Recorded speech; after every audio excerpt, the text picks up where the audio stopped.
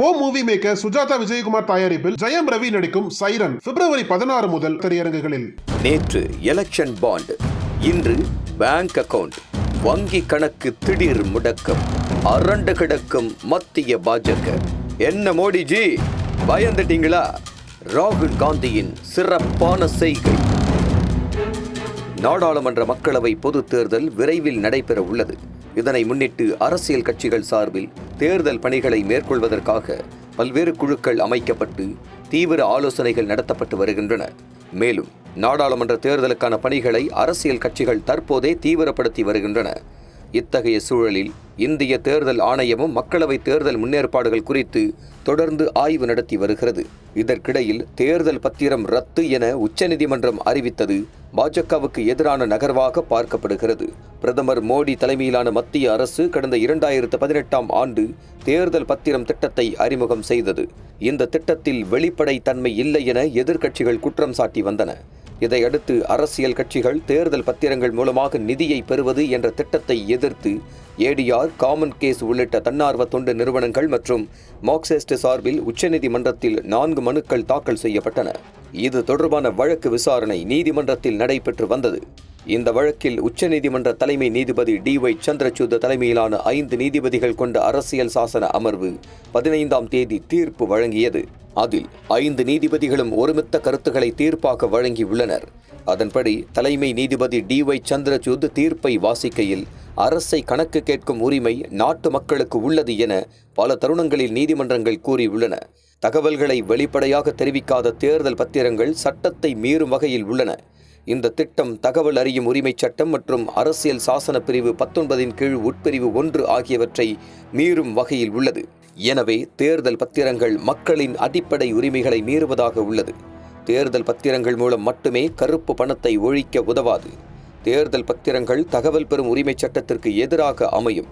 நன்கொடை தருவோர் குறித்த விவரங்களை தெரிவிக்க தேவையில்லை என்பது வாக்காளர்களின் உரிமைகளை பறிப்பதாக உள்ளது. அரசியல் கட்சிகளுக்கு நன்கொடை வழங்குவது அதனால் ஏற்படும் ஆதாயங்களை கருத்தில் கொண்டிருக்கலாம். தகவல் அறியும் உரிமை சட்டம் அரசியல் நன்கொடைகளுக்கும் நீட்டிக்கப்படுகிறது. தேர்தல் பத்திரங்கள் அரசியலமைப்பு சட்டத்துக்கு எதிரானது. இதனால் தேர்தல் பத்திரங்களை வழங்குவதை வங்கிகள் உடனடியாக நிறுத்த வேண்டும் என தெரிவித்தார். இதன் மூலம் தேர்தல் பத்திரங்கள் செல்லாது என உச்சநீதிமன்றம் அதிரடி தீர்ப்பை வழங்கியுள்ளது. இதில் தேர்தல் பத்திரம் மூலம் நிதி பெற்ற இந்திய கட்சிகளிலேயே அதிகளவில், அதாவது 55% நிதி பெற்றது பாஜக தான் என சில குறிப்புகள் தெரிவிக்கின்றன.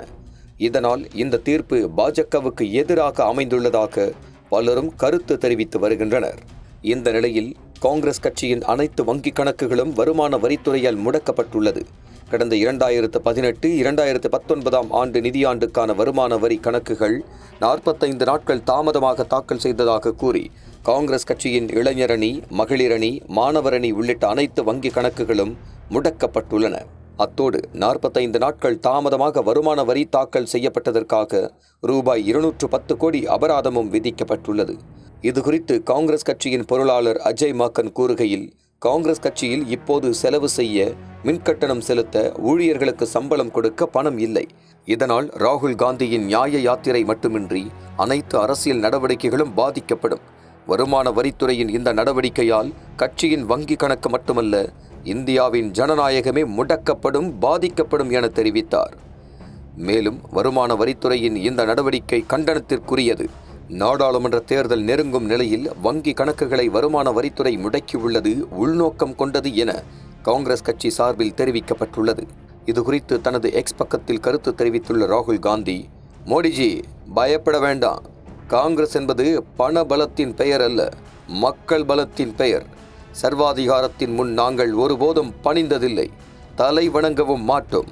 இந்தியாவின் ஜனநாயகத்தை காக்க ஒவ்வொரு காங்கிரஸ் தொண்டர்களும் போராடுவார்கள் என குறிப்பிட்டுள்ளார்.